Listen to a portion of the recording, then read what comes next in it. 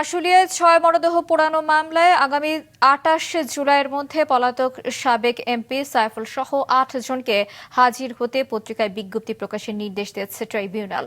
গত ২রা জুলাই এই মামলায় আনুষ্ঠানিক অভিযোগ দাখিল করে প্রসিকিউশন।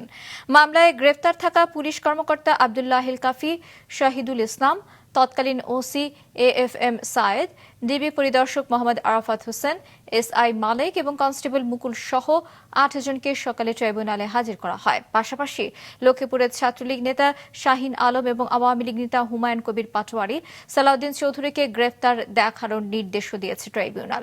এদিকে মুক্তিযুদ্ধকালে মানবতাবিরোধী অপরাধে মৃত্যুদণ্ডাদেশের রায়ের বিরুদ্ধে ব্রাহ্মণবাড়িয়ার আখাউড়ার মোবারক হোসেনের আপিলে পরবর্তী শুনানি ২২ জুলাই নির্ধারণ করেছে আপিল বিভাগ। যারা পলাতক আসামি আছে সেই ৮ জনকে আগামী ২৮ জুলাই তারিখে আন্তর্জাতিক অপরাধ ট্রাইব্যুনাল নাম্বার ২-এ হাজির হওয়ার জন্য নির্দেশ প্রদান করে পত্রিকায় বিজ্ঞপ্তি প্রকাশের জন্য নির্দেশ দিয়েছেন। এই বছরের মধ্যে বেশ কয়েকটি মামলার বিচার কার্য সমাপ্ত করা সম্ভব এবং সেই গতিতেই বিচার প্রক্রিয়া এগিয়ে যাচ্ছে।